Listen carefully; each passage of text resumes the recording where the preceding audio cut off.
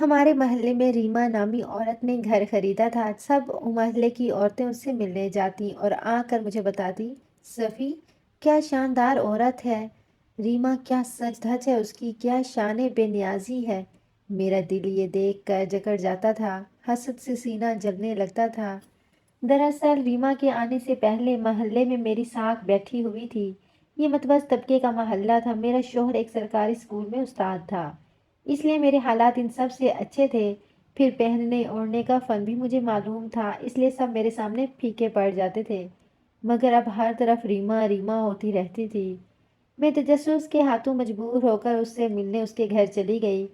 وہ بڑی ملنسار اور ہنسمکھ عورت تھی، مگر مجھے اس کی ایک بات نے چکا دیا تھا۔ وہ بولی، میں تن تنہا ہی رہتی ہوں۔ میں نے اس سے جب اس کے شوہر کے متعلق پوچھا تو وہ بولی، 8 سال پہلے فوت ہو گئے تھے۔ میں نے پوچھا، تو آپ کا خرچہ کیسے چلتا ہے؟ ریما بولی، میں خود کماتی ہوں۔ میں نے پوچھا، بچے؟ اس نے کہا کہ بچے ہوئے نہیں۔ میں نے افسوس سے سر ہلا دیا اور گھر آ گئی، مگر یہ بات مجھے ہضم نہ ہوئی تھی۔ ایک تن تنہا عورت آخر اتنا کما لیتی ہوگی بھلا؟ اس کے مہنگے مہنگے کپڑے، جوتے اور گھر کی سجاوٹ۔ میں نے سوچ لیا تھا کہ جب اگلی بار ریما کے گھر جاؤں گی تو اس سے اس کے کام کی نوعیت ضرور پوچھوں گی۔ 2 دن بعد ہی میں ریما کے گھر کے سامنے کھڑی تھی، مگر تب تک وہ ایک بہت بڑی گاڑی میں بیٹھ کر آگے بڑھ چکی تھی۔ میں حیران تھی کہ آخر ریما کون سی جاب کرتی ہے جو اس قدر بڑی بڑی گاڑیاں لینے آتی تھی۔ میں نے سوچ لیا تھا کہ اس بات کا سراغ تو لگا کر ہی رہوں گی۔ میں گھر آئی تو میری پڑوسن بھی میرے پیچھے میرے گھر میں داخل ہو چکی تھی۔ وہ بولی، صفی، ریما تو بڑے اثر و سوخ والی عورت ہے، ہر روز اسے بڑی بڑی گاڑیاں دینے آتی ہیں۔ میں نے سوچ لیا ہے کہ میں اس سے کہوں گی کہ وہ میری بچی کی بھی کہیں نوکری ہی لگوا دے، تم سے تو یہ کام نہ ہو سکا۔ میں غصے سے بولی، عورتوں کی اثر و سوخ کہاں سے آ گئی؟ تم نہیں جانتی جن عورتوں کے غیر مردوں کے ساتھ تعلقات ہوتے ہیں ان کے لیے بڑی گاڑیاں ہی آیا کرتی ہیں۔ ہاں، تم اپنی بیٹی کی ملازمت کے لیے کہہ دینا اسے، پھر تمہاری بیٹی کے لیے بھی گاڑیاں آیا کریں گی۔ میرا شوہر تو حق حلال کی نوکری کرتا ہے، اسے تو اچھی نوکریاں ڈھونڈنے میں وقت لگے گا۔ تم تو بیٹی کی کمائی کھانے کے لیے اطالوی ہوئی جا رہی ہو، تم سے تو صبر کہاں ہوگا۔ میری پڑوسن میری باتیں سن کر ہکا بکا رہ گئی تھی، اور پھر وہ بڑبڑاتی ہوئی میرے گھر سے باہر نکل گئی۔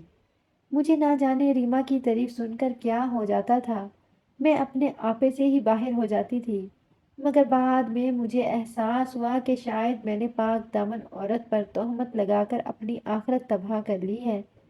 مگر پھر آہستہ آہستہ محلے کے باقی گھروں میں بھی ویسی ہی باتیں ہونے لگی۔ میں بھی گھر جا جا کر ان باتوں کو بڑھاوا دیتی تھی۔ ایک دن میں مولوی صاحب کے گھر گئی۔ مولوی صاحب بھی میری بہت عزت کرتے تھے، کیونکہ میں ایک استاد کی بیوی تھی۔ میں بولی، مولوی صاحب، ہمارے محلے میں ایک فتنہ سر اٹھا رہا ہے، آپ نے اس پر نظر کرم کیوں نہیں کی؟ وہ حیران ہو گئے اور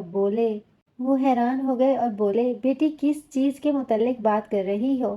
میں بولی، ریما کے بارے میں بات کر رہی ہوں۔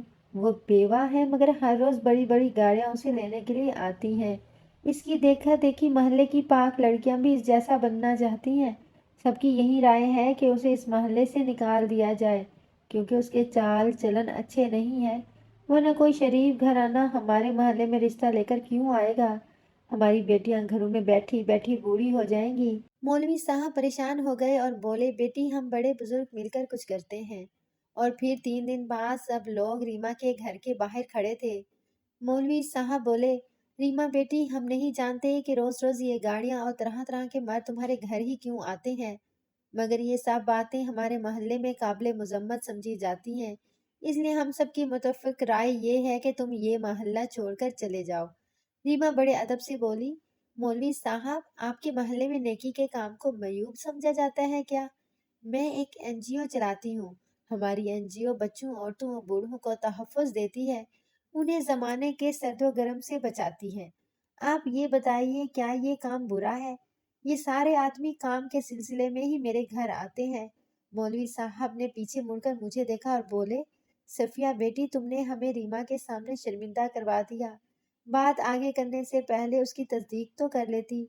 پھر محلے کی کئی عورتیں آگے بڑھی اور بولی، ہم تو سمجھتے تھے کہ استاد کی بیوی سمجھدار ہوگی، مگر صفیہ تم تو ہم محلے والی عورتوں سے بھی گئی گزری نکلی، جو ادھر ادھر آگ لگاتے پھرتی ہو۔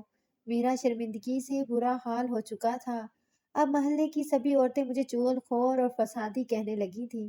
اتنی ذلت میرے لیے ناقابل برداشت تھی، اس لیے شوہر کے ساتھ یہ محلہ ہی چھوڑ کر چلی گئی۔ اب مجھے اکثر یہ بات یاد آتی ہے کہ جو لوگ دوسروں کے لیے گڑھا کھودتے ہیں اس میں خود بھی گر پڑتے ہیں۔ جیسے میں نے اپنی عزت بھی گنوا دی اور محلہ بھی، اور تہمت لگا کر میں نے اپنی آخرت بھی برباد کر لی۔ امید ہے آپ کو کچھ سیکھنے سمجھنے کو ہی ملا ہوگا، تو آج کی ویڈیو کو لائک، سبسکرائب، شیئر کر دیں۔